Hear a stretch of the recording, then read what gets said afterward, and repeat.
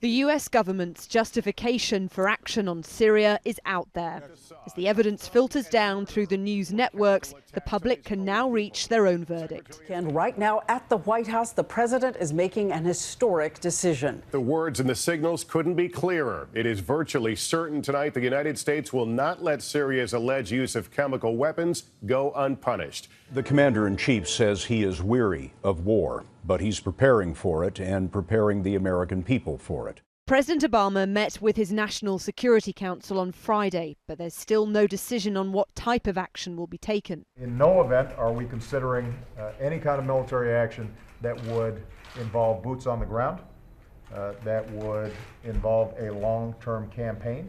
He left the vigorous, powerful rhetoric to his Secretary of State. John Kerry says America now has no doubt over what happened on August the 21st in a Damascus suburb.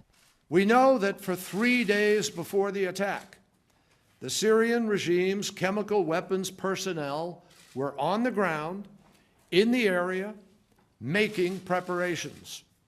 We know where the rockets were launched from and at what time. We know where they landed and when.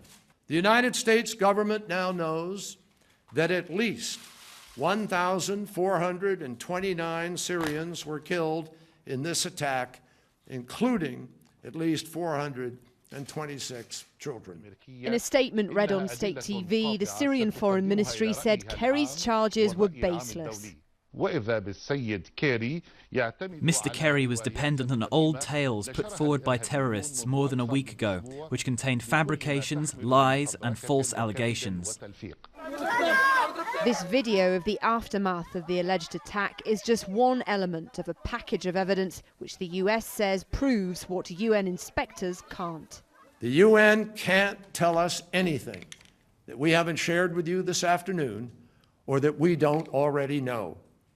And because of the guaranteed Russian obstructionism of any action through the UN Security Council, the UN cannot galvanize the world to act as it should. This was also an appeal to the American public. He said this attack doesn't just have implications for Syria.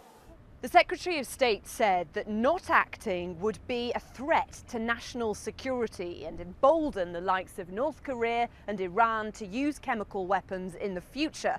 There's a clear effort here to make this argument for action as convincing as possible on as many levels as possible. But with 50% of the American public against intervention, it's a tough sell. Officials have been at pains to point out this won't be a protracted intervention, but some analysts feel it has been a drawn-out deliberation. This is what we call the hurry up and wait phase. Most of the military forces are in position. They're waiting for the go order. They've got their strike missions plans. All they got to do is get the go order and they will go.